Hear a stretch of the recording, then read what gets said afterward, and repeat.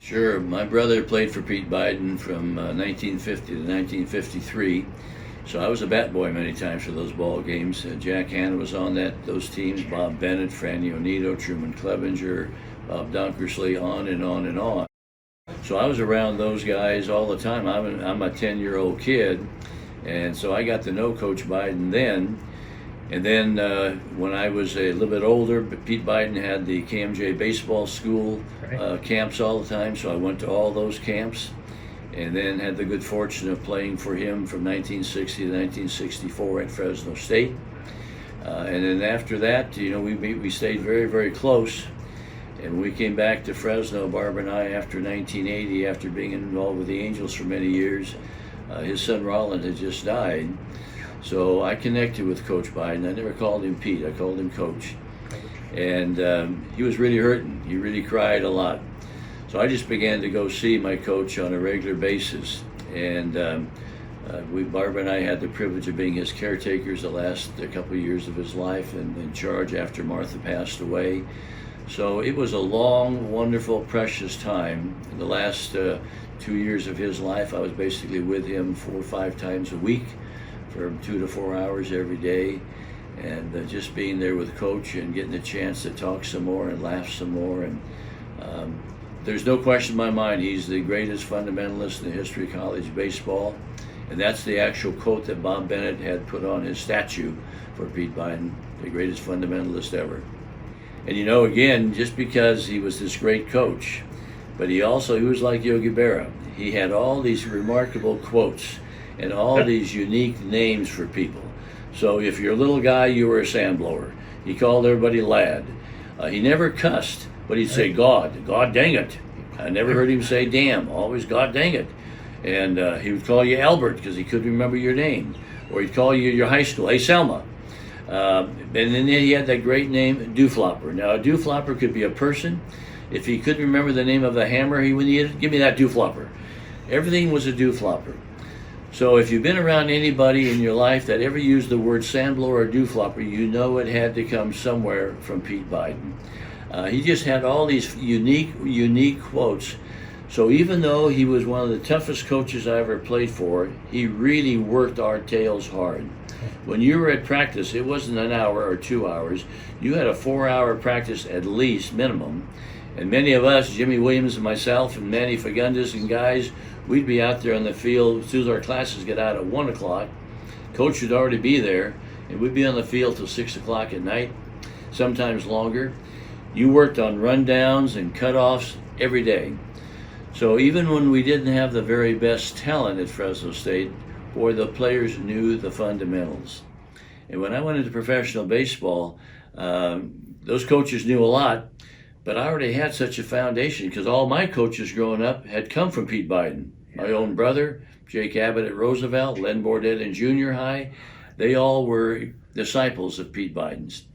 And then Bob Bennett came along and he took the baseball program even to the next level because he learned so much from Coach Beiden. Yeah, there's no question. I forgot Len Bordet. Oh my gosh, what a pantheon of local coaches. Fabulous careers, yeah, fabulous careers. And you know what I was always marveled about too, Jim, with Coach Beiden?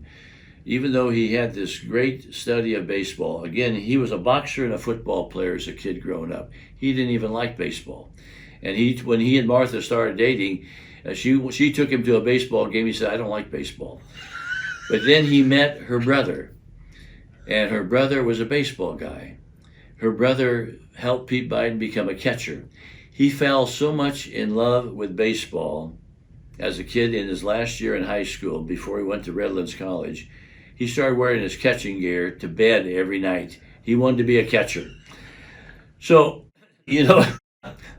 from that background, when we're playing for him, the other thing that was so amazing to me, he brought all kinds of instructors in. He had all kinds of clinics year-round, not just for the Fresno State ball players, but for coaches throughout the community.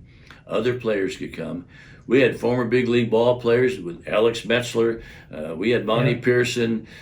We had baseball scouts, Glenn Wright, who was a shortstop for the Pittsburgh Pirates, who was a great scout for the Red Sox. Lloyd Christopher, a scout. He had all these professional baseball people in and out of our program on a regular basis. And we had clinics, it seemed like once a week, that we were learning from other people. So he was a guy that was always learning. When I had the privilege of going into professional baseball, becoming the minor league director for the Angels, we would bring in junior college and college teams to play us during spring training. And the guys that our coaches, that our managers in the Angel organization really loved were Bert Holt and Pete Beiden. Pete was down at COS helping Bert Holt during those years, because when they came in and spent a week with us, with their team, they sat in with our coaches and our managers in all the meetings. They were on the field with our guys at 6:30, 7 o'clock in the morning. But they listened. They listened to our coaches and managers. They learned from them. And then our guys would say, okay, Coach Beiden, how would you do this rundown? And then Pete would tell them how he did it. And many times it was even better than the way we were doing it. So it was a learning process. He had this humility about him. He didn't act like he knew it all, because he didn't. He was always trying to learn. And again, Mike Garcia, big pitcher that pitched for in this area. Bring those kind of guys in. Joe Gordon, all these big league ball players, and they would say, this guy Pete Beiden, he's unique. I mean, he's amazing. One of the classic stories, Jim, Truman Clevenger was the first guy that became a big leaguer that played for Fresno State, that played at the Fresno State baseball program. And Truman went to big league camp with the Boston Red Sox. He had not played in the big leagues yet. This would be about 1953, 54 in that bracket. They're doing early spring training. Truman's on the roster, but he's not going to play in the big leagues that year. And they're doing pitching fielding practice, PFP. And Lou Boudreau, the manager, watches this kid in the first year in camp, and he says, hey, kid, you really know how to do that stuff. Where'd you learn how to do that stuff? And then Truman said, well, sir, I played for Fresno State. Now, Pete Beiden came to Fresno State in 1948, so this is only 5 or 6 years later. Boudreau's quote is unique. He didn't call him by full name, Fresno State. Oh, so you played for that guy Pete? You played for that guy Pete? Now, how did a major league manager in Boston know about Pete? That's how his name had already spread in just 5 or 6 years around the country, that this guy was really a teacher. You see, because again, he was always contacting these major league teams, major league coaches, major league managers, sitting down with them, trying to learn some more about baseball. So he was always learning. And there's his fungo bat is right there. And again, he was the master of the fungo. It's a different kind of fungo. The other guys had a bigger, thicker bat. This one here was skinny and then just a little bit bigger here at the top, because he could really control how he hit that ball. He would run pitchers in the outfield, Jim, just like a quarterback would throw passes to their receivers. And he never missed a step. He'd be at a home plate or on the pitcher's mound running those pitchers, and he hit fly balls, and he would lead them just like a quarterback leads them. They'd catch that ball right out here, whether they were a fast runner or a slow runner, whether they weighed 160 or 260. I mean, he was incredible. He became known the master of the fungo bat. In professional baseball, the master was a guy named Jimmy Reese, who roomed with Babe Ruth in 1930. And what Jimmy Reese did, he took a regular bat and then he cut this top part in half so it was flat so he could control it. But he always, when I played for Jimmy Reese, he was always asking me questions about Pete Beiden. He said, I've heard about that guy. He said, that guy used a different kind of fungo. And I would show him this fungo that Pete Beiden used. So again, he was a guy that was so well known throughout the country, and yet it wasn't himself promoting himself. It was just his reputation. Fresno and the San Joaquin Valley became known as the hotbed in baseball from 1951 on. In 1951, Fresno State was 36-4. That is still, they tell me, the 4th best winning percentage of any college team in the history of baseball in America. That was only his 3rd year. He came here in 1948 at Fresno State. He was an unknown guy. Fresno State, the year before, had only won 9 games in college baseball. So he took a program from 1948 all. Len Bordette, for example, was on that first team in 1948. And within 3 years, he was known throughout the country. So he really gained, scouts were coming into the Fresno area because first of all, he had a lot of prospects, but also then as he went along, guys who had played for Beiden became coaches in this area, and all their teams were outstanding. In fact, the scouts would say, I can tell that guy played for Pete Beiden. He hits infield the same way. Because we were all taught how to use the fungo. We were all taught how to infield. How to hit infield. You took his fungo class, and you had to hit pop flies to that catcher, or you couldn't pass the class, right? Yeah. Not very many guys can do that. So it was unique. I've got some quotes written down here. Here's Mike Garcia, former big leaguer. The man who made me a pitcher was Pete Beiden. Joe Gordon, great second baseman for the New York Yankees, became a big league manager. He said Pete was above anyone in the teaching of baseball fundamentals. Glenn Wright, who was a great shortstop in the Pittsburgh Pirates, should be in the Baseball Hall of Fame. He was the scout for the Red Sox in this area. He lived at Beiden Field. He says, no one has ever had a more pronounced influence on baseball in a single area than Pete Beiden has had in the San Joaquin Valley. Those were great statements. Bob Bennett. Pete Beiden was one of the greatest fundamentalists to ever coach the game of baseball. Rod Dato, the great USC coach, and I knew Rod Dato very well, and he really had tremendous respect for Pete Beiden. He says, Pete has made college baseball what it is today. Friendship was the common denominator of Pete. See, Pete Beiden would always say, what the greatest thing is all the friends that I've made in my lifetime, that I've had a chance to make. And Martha, his wife, would say the same thing.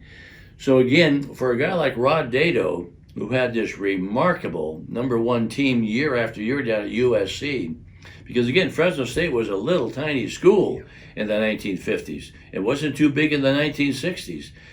And yet the reputation, the attendance was phenomenal.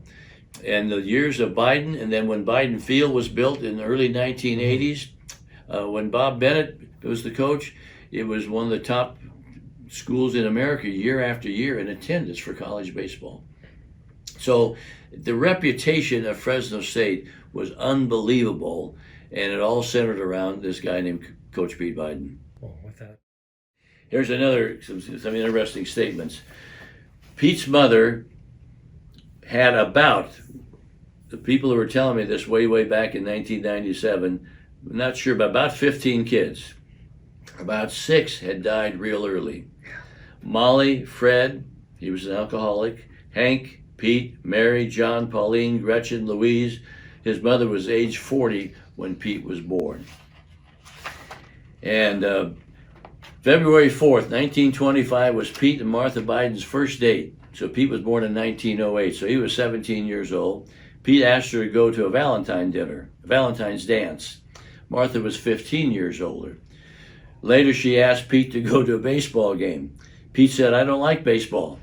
Short time later, her brother gave Pete some catching gear. He's been catching and playing ever since. His goal, Pete Beiden's goal in life, he said to me many times, was to earn $200 a month and have all the ice cream he could eat. He loved ice cream. Martha Beiden, one of her great quotes, yesterday is history, tomorrow's a mystery, today is a gift, and that's why we call it the present. Pete did not like baseball when he began to catch. I fell in love with it, he said. He wore his catching gear to bed every night. And here's another quote from Pete Beiden in 1996. He died in 2000. He said, they say these are the golden years. I sure hope the diamond years are better. The thing I miss the most is singing. See, he could really sing. He used to sing with Jack Hanna a lot. And Jack Hanna is one of the great singers of all time from this area, Sons of the San Joaquin. And he and Pete would sing together.